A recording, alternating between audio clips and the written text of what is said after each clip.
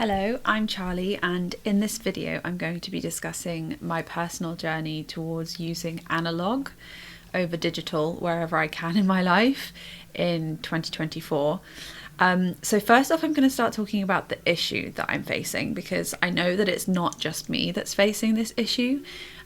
We live in a technological information age where everything that we do is digitized.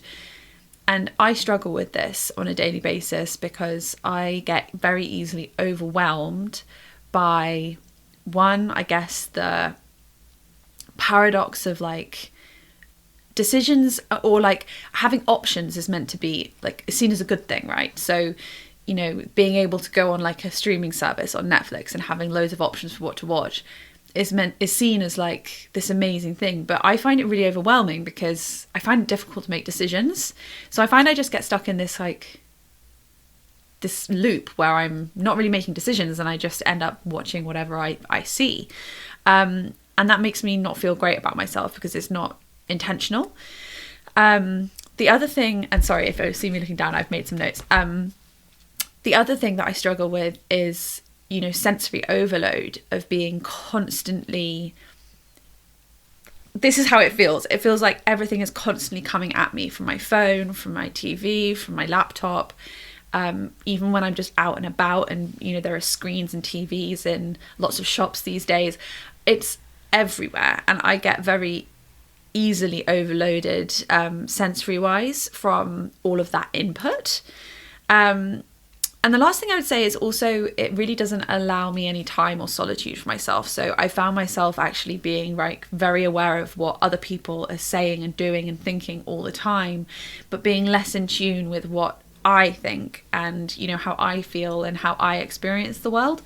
Because my opportunity for solitude is just next to none. And the thing that I find really sinister about all of this is that this software is engineered, and it's lots of different types of software, but the software that I'm referring to in phones and laptops and streaming services, and the list goes on, is engineered to create behavioral dependency and I guess addictions on the software, because the more eyeballs they have on the software, the more money the companies that make the software make. And we're the eyeballs, I'm the eyeballs. And it makes me feel really uncomfortable being aware of this happening and feeling unable to change because the addiction to all of the technology is so strong. And I grew up seeing the internet come into my life and seeing how, mobile phones and email and laptops and all of this accessible technology changed the way that the world worked. And I was young when it happened, so I have memories of life before the internet, but only just.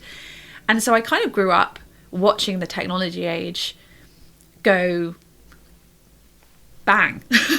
and I just haven't thought up until this point of there being another way. And it's only as I've started to get to know myself and realize these issues within myself that I've thought maybe there is another way, and maybe the other way is actually going backwards to analogue as much as I can. So the promise of analogue is something that makes me quite excited. I think about when I was a kid and, I used to keep notebooks and journals, and I had a flip phone that I played Snake on and text people on once a week. It was just a very different way of being. And I think Cal Newport does an amazing job at discussing this topic in detail. He talks a lot about, I think he coined the term digital minimalism, and he talks a lot about the ways in which we can try to reconnect with the analog world in such a digital world. And the things that I personally find promising about integrating more analog things into my life are things like reducing distraction, reducing the choice that I've already mentioned, and the opportunity of instant gratification that takes away from long-term intentional decision making. I'm excited about it potentially increasing how much time I spend in the present moment, because the distraction of technology is not as strong, or it's not as, sorry, it will always be strong, of course, but it's not as available to me because I can set up these parameters within a more analog way of living that help me to control that access to technology. Also having like tangible activities that I can do with my hands that aren't just scrolling with my thumbs.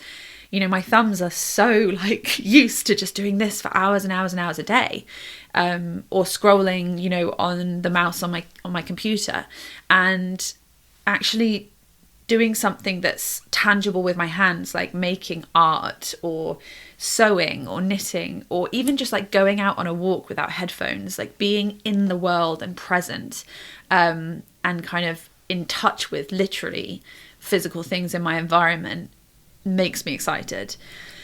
I also, and I've touched on this already, but like I just think it's so important to learn to listen to yourself and to be able to create your own thoughts and your own critical thinking and decide for yourself what you want for your life. And that's really hard when you're being bombarded with advertising and, you know, people's thoughts on social media and, you know, films that you could just watch back to back all day.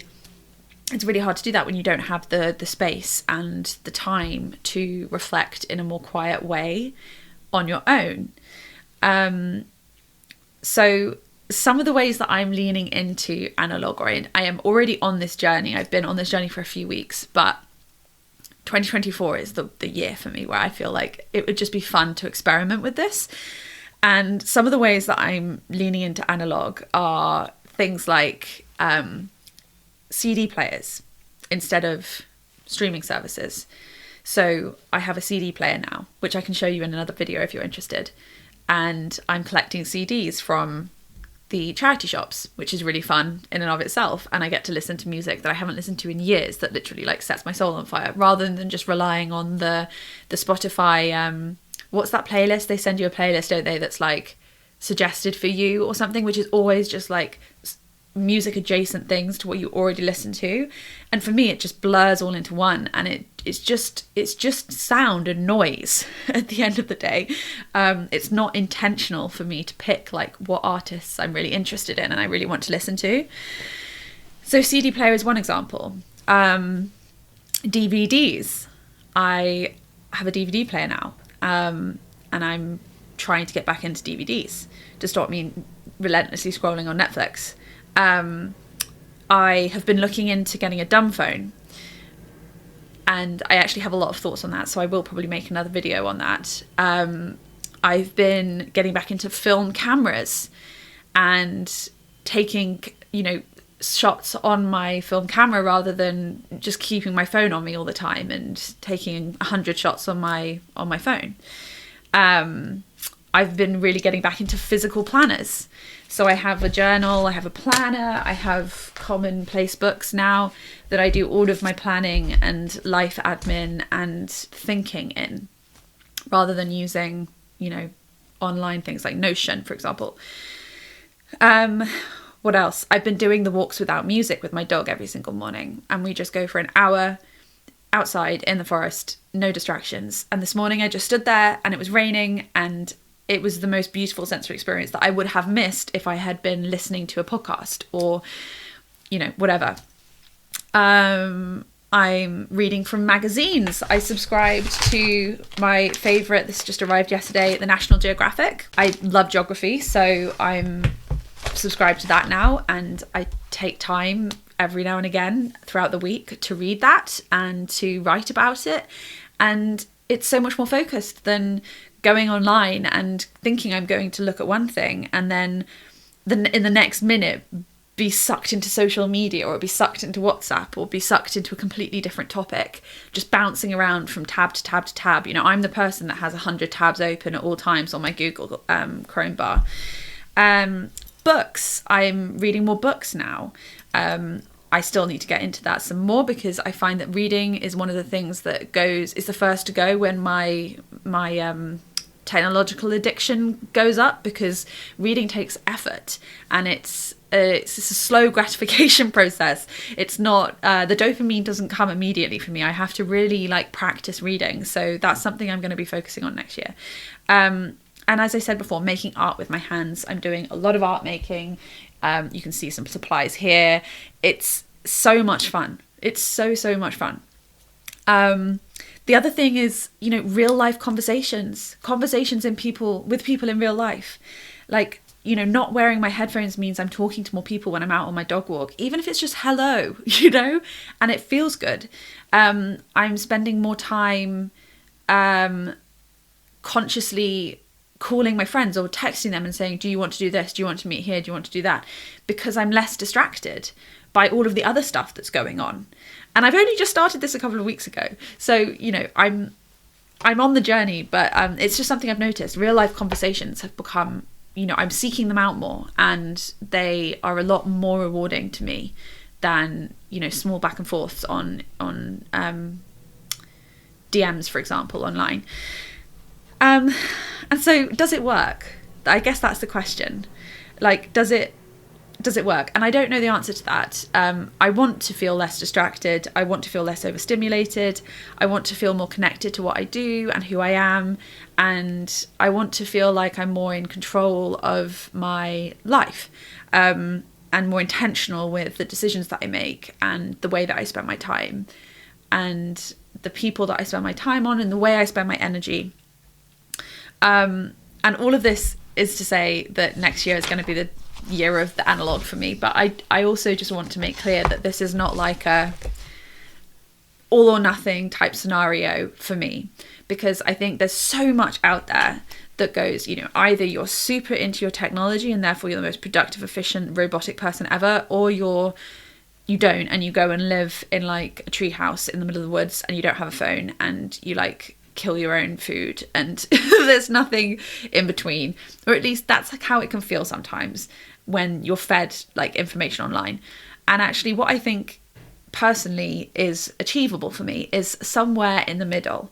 Like I think it will be different for everyone, but there are some parts of my life that I feel very comfortable going fully analog in, and there are some parts of my life where I don't necessarily feel that way, and I do want to keep contact with technology. And there are some parts of my day where I feel like I'm perfectly happy to be online, and there are some parts of my day where I want to make sure that I'm safeguarding that time.